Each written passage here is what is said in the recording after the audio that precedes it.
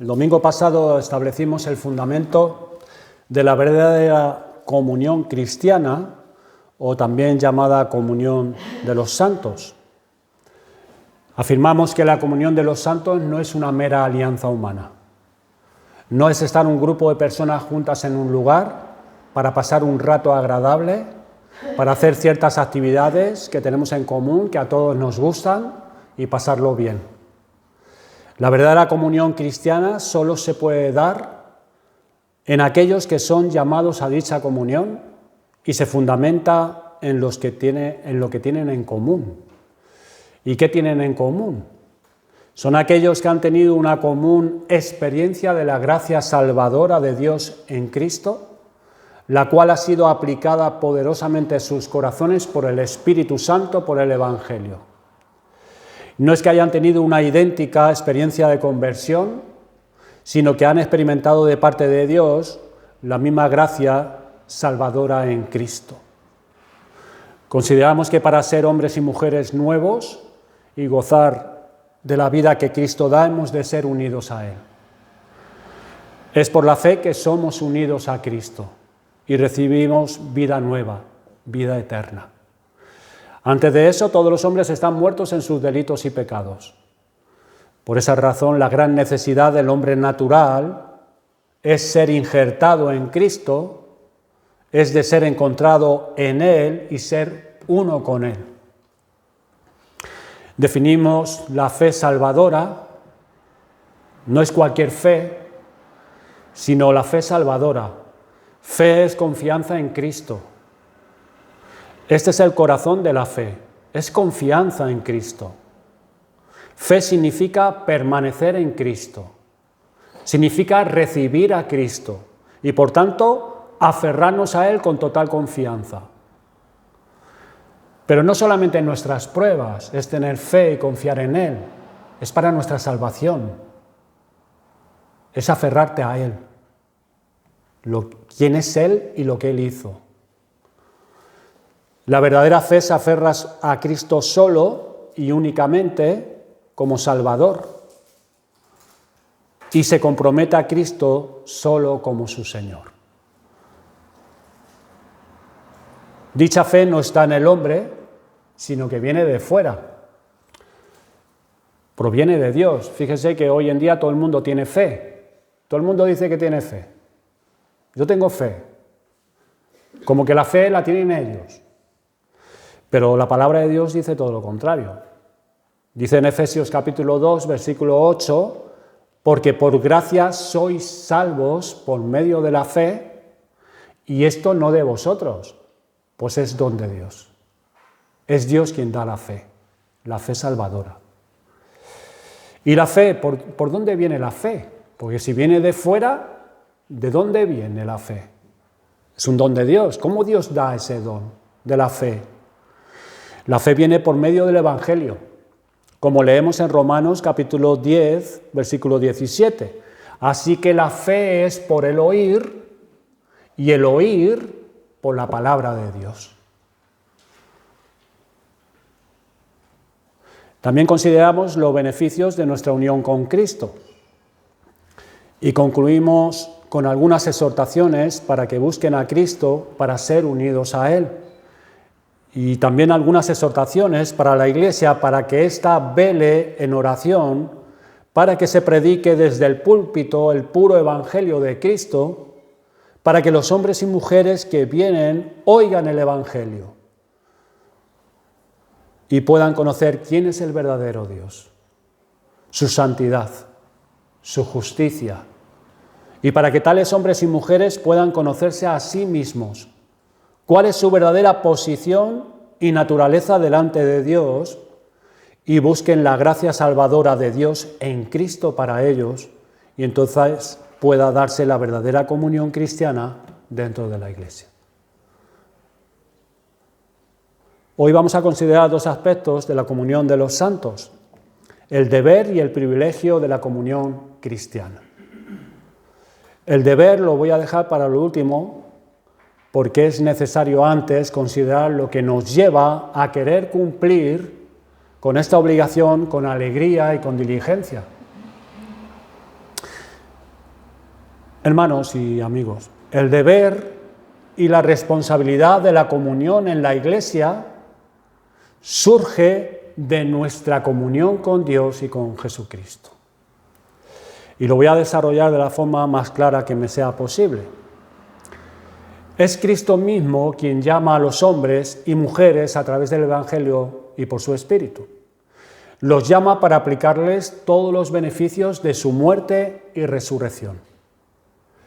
El medio que Dios usa, como hemos visto hace unos momentos, es el Evangelio, ya sea oído por medio de la predicación audible, esto es, en una iglesia, en un evangelismo o en la radio que escuches el Evangelio, ya sea por la lectura de la Biblia o por un creyente fiel que le presenta el Evangelio o por algún libro de sana doctrina que enseñe las doctrinas de la palabra de Dios. Pero Dios no salva a un hombre, una mujer o a un joven para que éste se quede en su casa, para que aprenda él solo, independiente. Como hoy no pocos dicen, solo Dios y yo. Dios ya me salvó, mis pecados han sido perdonados y ahora sigo mi camino en la vida y ya está todo. No existe tal cosa en la Biblia. Dios los salva y los introduce en su familia. Y es así como tenemos que ver la Iglesia, la familia, una familia. ¿Qué hace el Señor? En Efesios capítulo 1, versículo 5. Dios los salva, los introduce en su familia para adoptarlos, hacerlos hijos suyos, y nos dice que esto fue por el puro afecto de su voluntad. Dios salva a los pecadores no porque viera en ellos algo meritorio, algo que los pudiera promocionar, porque a Dios le diera pena de cuánto iban a sufrir en la vida. No, nos dice la palabra de Dios, por el puro afecto de su voluntad. Solo para alabanza de la gloria de su gracia. Y es por Cristo, su Hijo, esto es por la muerte y resurrección de Jesús, que son perdonados sus pecados y reconciliados con Dios. Quiero citar a John Murray en su obra escrita acerca de la redención aplicada y consumada, donde dice lo siguiente. Dice, la justificación significa nuestra aceptación para con Dios como justos y el otorgamiento del derecho a la vida eterna. Eso es la justificación, cuando Dios nos justifica. La regeneración es la renovación de nuestros corazones según a la imagen de Dios. Pero por sí mismas estas bendiciones, sigue diciendo Murray, por preciosas que sean, no indican lo que se confiere mediante el acto de la adopción. Por adopción, los redimidos llegan a ser hijos e hijas del Señor Dios Todopoderoso, son incorporados a la familia de Dios y reciben los privilegios de ella. Fin de la cita.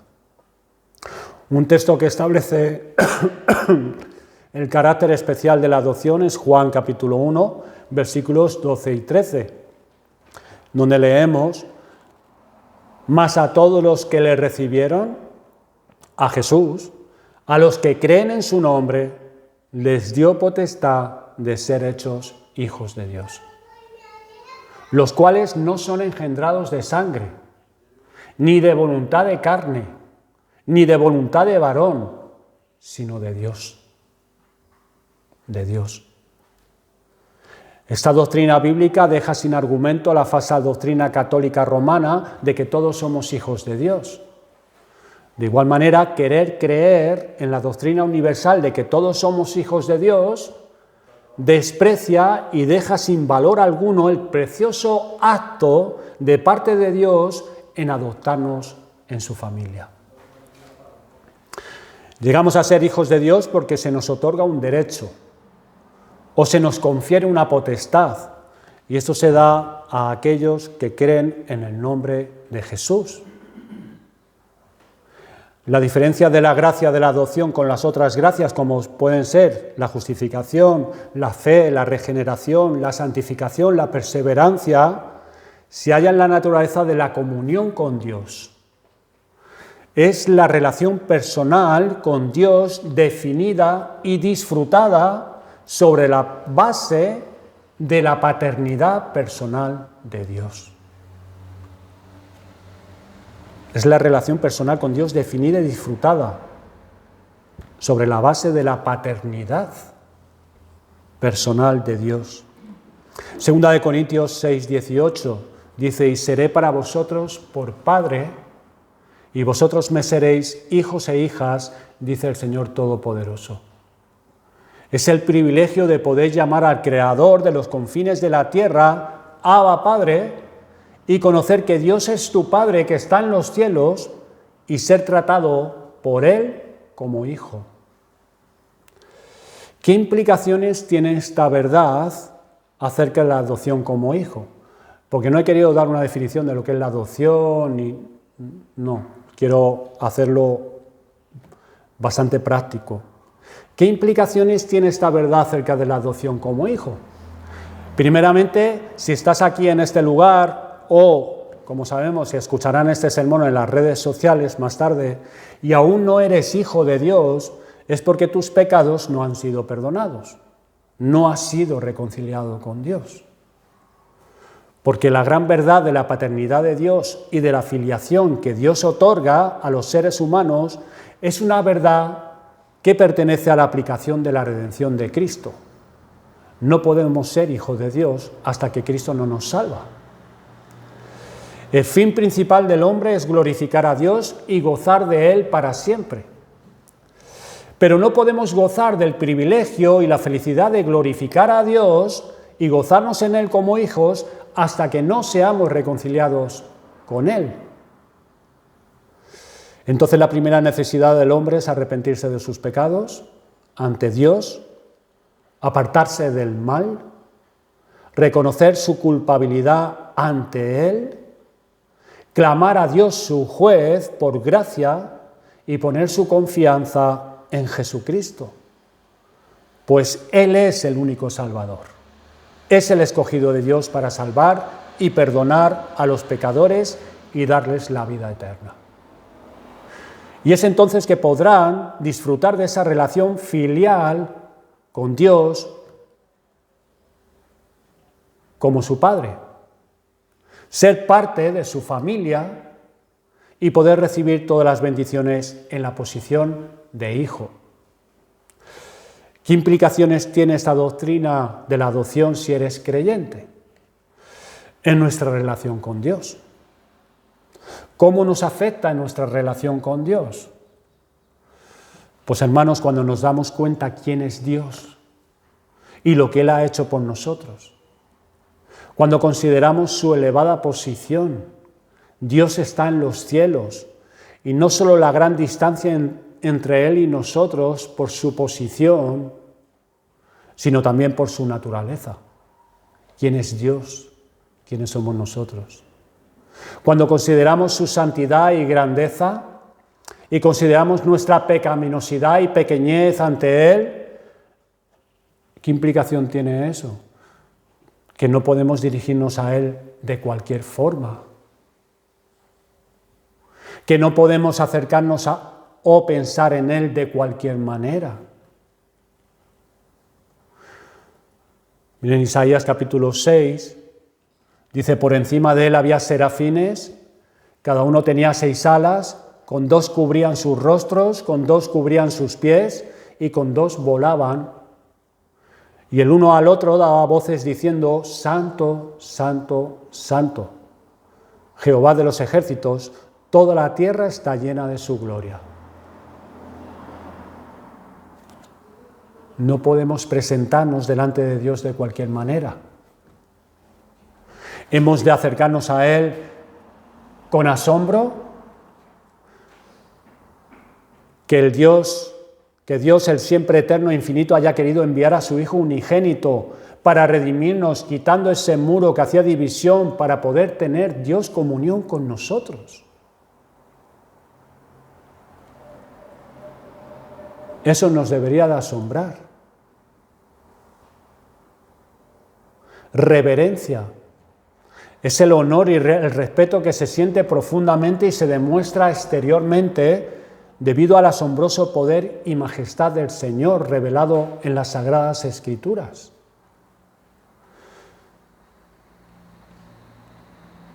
Nos deberíamos de presentar delante de Dios con miedo, comprendiendo su bondad y misericordia y a la misma vez conociendo su amor y celo por nosotros. Y que lo último que queremos hacer es desagradarle o provocarle a celos. Porque dice la Escritura, porque el Señor tu Dios es fuego consumidor, un Dios celoso.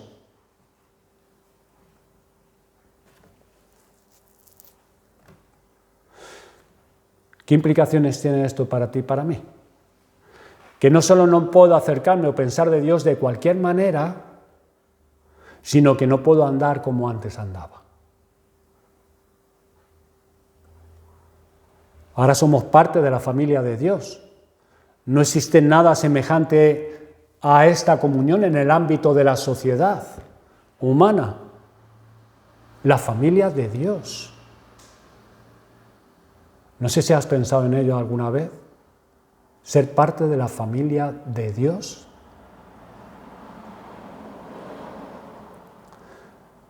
Dice la Escritura que antes éramos hijos del diablo. Pues es lo que éramos, porque leemos en la Escritura, en 1 Juan capítulo 3, versículo 10, en esto se manifiestan los hijos de Dios y los hijos del diablo. Todo aquel que no hace justicia no es de Dios.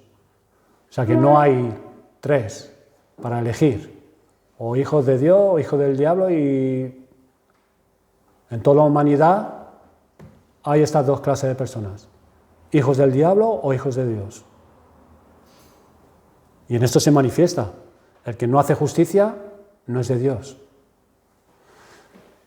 Pero por la gracia de Dios ya no somos hijos de desobediencia, ni hijos de ira como éramos antes, como los demás. Hemos alcanzado los privilegios y placeres del hogar de nuestro Padre.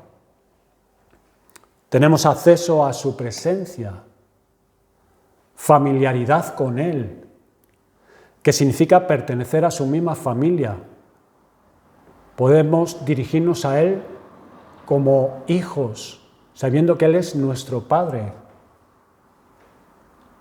Capacidad para acudir a Él y libertad para hacerlo. Antes no podíamos.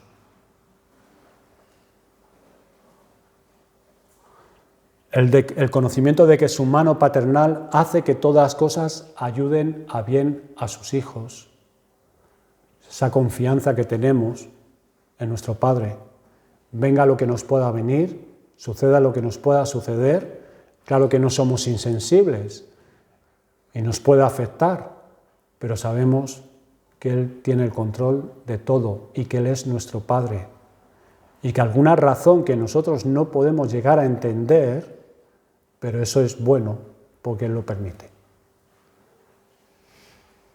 Pero eso solo se puede dar en esa familiaridad con Dios. En ese conocimiento de la paternidad de Dios. Esto tiene que afectar mi vida. Esto tiene que afectar tu vida si eres creyente.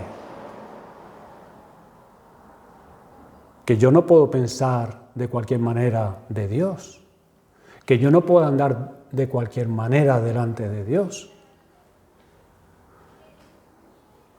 Habiendo alcanzado todos los privilegios de los que ahora gozamos como hijos en la familia de Dios, seríamos unos necios e insensatos si no los aprovecháramos.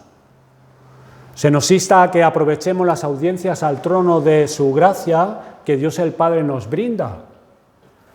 El acudir en oración a Él. El privilegio de ser enseñados por su Espíritu, por medio de la palabra escrita y por la predicación. Todos son gracias de parte de Dios. Así que si no las aprovechamos, seríamos unos necios. El poder expresar a Dios lo que hay en nuestro corazón y que sean presentadas y conocidas nuestras oraciones delante de Él. El ser hijo de Dios y pertenecer a su familia debe producir una confianza en Dios tan completa como la de un niño.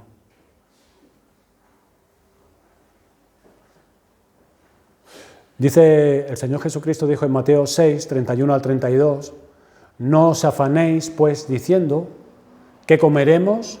¿O qué beberemos? ¿O qué vestiremos? Porque los gentiles buscan todas estas cosas, pero vuestro Padre Celestial sabe que tenéis necesidad de todas estas cosas.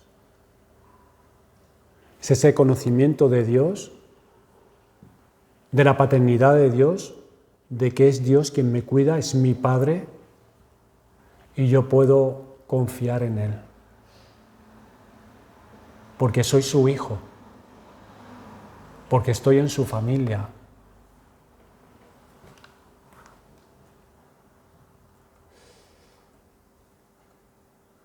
Quisiera ver también nuestros deberes ahora y responsabilidades para la comunión de los santos.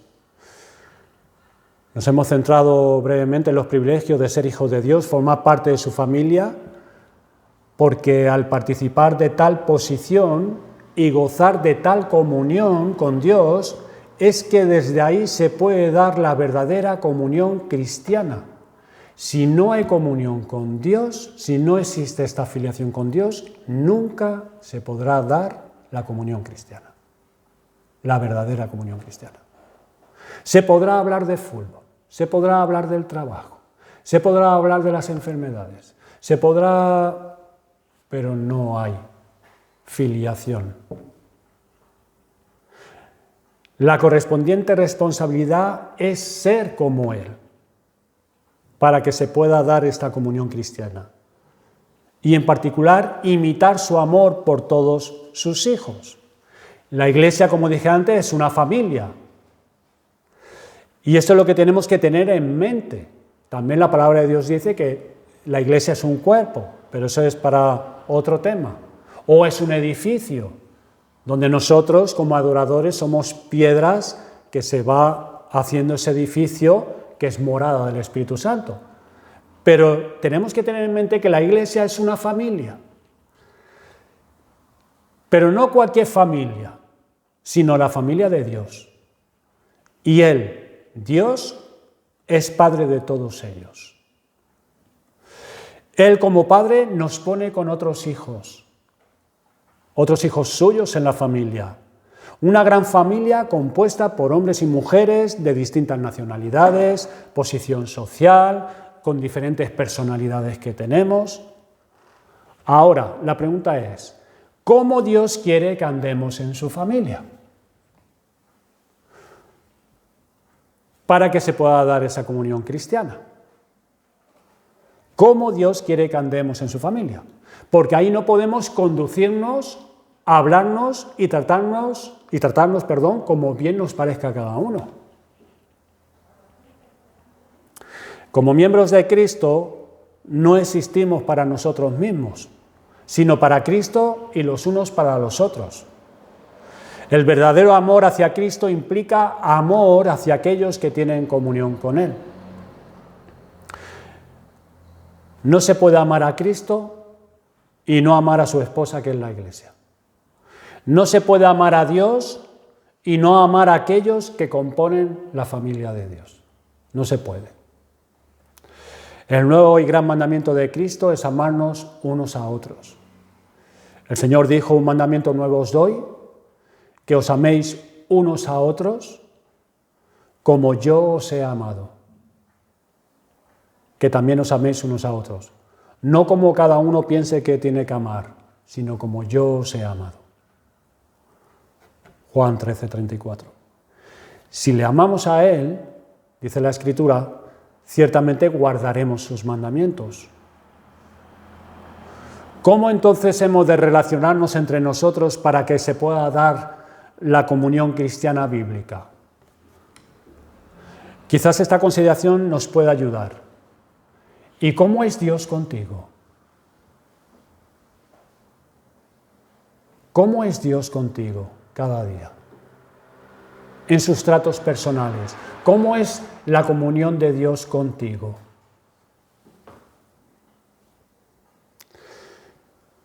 Considera, por ejemplo, la paciencia de Dios contigo.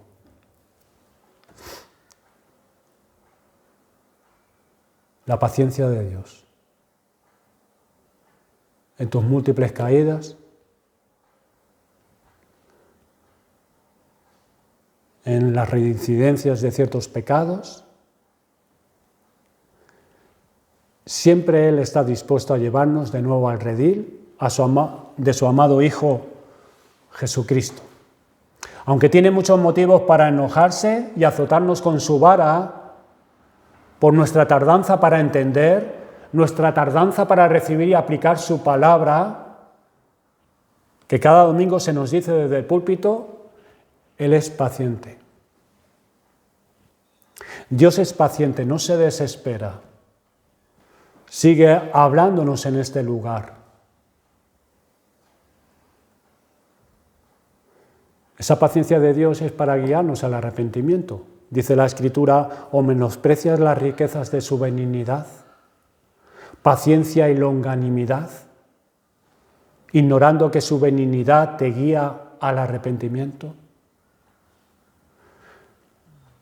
La paciencia de Dios es su deseo y habilidad de mostrar autocontrol y contenerse Dios al tratar con el pecado humano, la provocación y la rebelión. ¿Y nosotros cuántas veces provocamos a Dios? ¿Cuántas veces nos rebelamos y le provocamos? Él podría castigar el pecado instantáneamente. Y en algunos casos lo ha hecho. Él ha soportado la maldad del hombre con maravillosa paciencia. ¿Y cuántas veces le provocamos? El hecho de que nosotros mismos estemos aquí es un tributo a la paciencia de Dios. En respuesta a la cuestión de por qué no trata Dios con los pecadores repentinamente, Pedro escribe en 2 de Pedro, capítulo 3, versículo 9, el Señor no retarda su promesa, según algunos la tienen por tardanza, sino que es paciente para con nosotros, no queriendo que ninguno perezca, sino que todos procedan al arrepentimiento. Ese es el propósito de la longanimidad de Dios, de su paciencia, que nos arrepintamos. Pues bien, es necesario decir que Él quiere ver ese rasgo suyo reproducido en nosotros, para que se pueda dar la comunión cristiana. Paciencia. Ser pacientes los unos con los otros. Dice en Efesios capítulo 4, versículo 2, con toda humildad y mansedumbre, soportándoos con paciencia los unos a los otros. Pero termina en amor. ¿Por qué? Porque podemos soportarnos con paciencia, igual que puedes soportar en el Lidl a las 8:30 de la tarde que hay una cajera solamente y hay 10 personas con carros. Y claro que no te toca otra, tienes que soportar con paciencia, pero en amor. Soportaos con toda humildad y mansedumbre, soportándoos con paciencia los unos a los otros en amor. Si estamos recibiendo de Dios su comunión con nosotros, si estamos recibiendo de Dios las bendiciones de tener dicha comunión con Él y Él con nosotros, esto es un rasgo que se tiene que dar en nosotros para que se pueda dar esa comunión cristiana, esa comunión entre los santos. Considera el trato de Dios contigo con su misericordia. En Éxodo leemos acerca del carácter de Dios. Dios mismo en esa ocasión proclama dichos atributos. Dice, Jehová proclamó a Moisés, fue Dios mismo quien dijo esto de él mismo. Jehová, Jehová, fuerte, misericordioso y piadoso, tardo para la ira y grande en misericordia y en verdad. La misericordia de Dios destaca el carácter compasivo del amor de Dios. Y el énfasis tiene que ver con la actitud de Dios hacia lo que nosotros somos. Tiene que ver con nuestras miserias y debilidades. Y Dios se compadece de nosotros. Eso tiene que ver la misericordia, tiene que ver con lo que nosotros somos. Por eso dice misericordia. Ser cordial, Dios es cordial a nuestras miserias. Lo que nosotros somos, en nuestro interior. Pablo lo expresa muy bien en la carta a los Hebreos, en el capítulo 4, versículo 15-16, porque no tenemos un sumo sacerdote, está hablando de Jesucristo, ya exaltado, coronado, glorificado, sentado a la diestra de Dios el Padre, habiendo hecho la redención de su pueblo, porque no tenemos un sumo sacerdote que no pueda compadecerse de nuestras debilidades, sino uno que fue tentado en todo, según nuestra semejanza, pero sin pecado. Lo cual nos exhorta, acerquémonos pues confiadamente al trono de la gracia para alcanzar misericordia y hallar gracia para el oportuno socorro. El Señor se compadece de nosotros. Él nos conoce. O como leemos en el Salmo 103, como el Padre se compadece de los hijos, se compadece Jehová de los que le temen, porque Él conoce nuestra condición. Se acuerda de que somos polvo. Polvo. Somos polvo. Y estoy convencido que si nos conociéramos mejor a nosotros mismos, si fuésemos más conscientes de nuestra condición, y que a pesar de ello Dios sigue manifestando su gran misericordia y bondad, seríamos más misericordiosos y compasivos los unos con los otros. Si tú pudieras conocerte más a ti mismo, y yo igual, saber de qué estás hecho, conocer tus miserias, seríamos más compasivos con los demás. Por eso, qué importante conocernos a nosotros mismos. Conocer también la gracia de Dios, conocer a Dios, pero conocernos a nosotros mismos también. Y no solamente quedarnos ahí, porque entonces nos vamos a hundir, es ir y agarrar la gracia de Cristo para nosotros. Pero en nuestro trato con los demás, si yo me conozco de lo que estoy hecho, de mis miserias, mis corrupciones, mis debilidades, ¿no me habría de hacer mejor, más compasivo, más clemente, más misericordioso? Es el mismo Señor Jesucristo quien nos exhorta a ser y manifestar misericordia a aquellos que forman la familia de Dios y al fin a todos los hombres. Dice el Señor Jesucristo, sed pues misericordiosos, como también vuestro Padre es misericordioso. Dios como Padre no guarda rencor, no nos perdona hoy y en unos días nos pone en la cara dichos pecados perdonados y nos los tira a la cara. No, Él no actúa así. Nos dice la Escritura que antes hemos leído, Él se deleita en perdonar. Se deleita. Dice Jehová, si mirares a los pecados, ¿quién, oh Señor, podrá mantenerse? Pero en ti hay perdón, para que seas reverenciado. En Cristo hay perdón de todos nuestros pecados.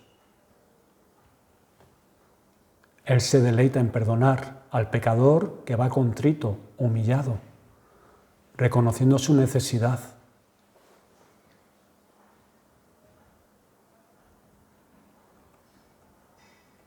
Para eso vino Cristo, para darnos la salvación. Entonces, habiendo considerado el carácter de Dios en alguno de sus atributos, se espera de nosotros que, habiéndonos dado entrada a su familia, imitemos, reflejemos dichas virtudes entre nosotros para que se pueda dar la comunión cristiana. Pero esto, y lo enfatizo otra vez, solo se podrá dar si estamos en una buena comunión con Cristo. Si no estamos en una buena comunión con el Señor, no se podrá dar. Si estamos recibiendo de Él en su trato personal con nosotros y si buscamos dichas gracias de Él para poder andar de esta manera en su casa. Porque la verdadera comunión en la Iglesia surge de nuestra comunión con Dios y con su Hijo. Comprender que el Dios infinito, creador de todo lo que hay, visible e invisible, envió a su Hijo Jesucristo a morir por mis pecados. El Dios eterno, infinito, considerarme a mí, a ti, una partícula de polvo en todo este vasto universo, y enviar a Jesús para salvarte, para perdonarte, para libertarte del poder del pecado y de Satanás que te tenía esclavo, y darnos la potestad de ser llamados, ser hechos hijos de Dios, del Dios único, vivo y verdadero. No hay más Dios. Él es el Dios infinito, el Dios único, vivo, y haya querido hacernos hijos suyos, introducirnos en su familia con otros hijos suyos que Él ha redimido para que esté con ellos, para ser enseñado, para ser estimulado, para ser exhortado. El Señor no se equivoca, Él sabe por qué nos pone en una iglesia. Para nuestro crecimiento, para nuestro estímulo, para cultivar esos vínculos de amor, para reflejar su carácter, para ser columna y baluarte de la verdad, porque necesitamos el alimento de la palabra también, poder alentarnos mutuamente. Solos no podríamos, pero Él nos introduce en su familia, para que podamos glorificar a Dios imitándole, reflejando su amor y bondad. Concluimos con una exhortación en Efesios capítulo 4, versículos 31 al 32. Dice: quítense de vosotros toda amargura, enojo, ira, gritería y maledicencia, y toda malicia. Eso, quítense. Antes, sed benignos unos con otros, misericordiosos, perdonándoos unos a otros, como Dios os perdonó a vosotros en Cristo. Esa es la exhortación que el apóstol Pablo nos da. Hermanos, es a partir de ahí, es a partir de un claro sentido de la paternidad de Dios y su amor a nosotros, que todos los deberes se tornan dulces y agradables. Recibiendo del Señor, teniendo este conocimiento de la paternidad de Dios, su familia, quién es Dios, me ha escogido a mí, me ha salvado. Es que ahora yo puedo vivir de esta manera, y ahora puedo reflejar y quiero reflejar esto. Pero es a partir de ese claro sentido de la paternidad de Dios y de que pertenecemos a su familia, que todos los deberes que el Señor nos mande se tornan dulces y agradables. Que el Señor nos ayude a ello. La semana que viene estaremos mirando también ya de una manera más práctica cómo se da esa comunión, cuáles son esas obras visibles que se palpan en la Iglesia entre aquellos que son miembros. Que el Señor nos ayude. Vamos a orar.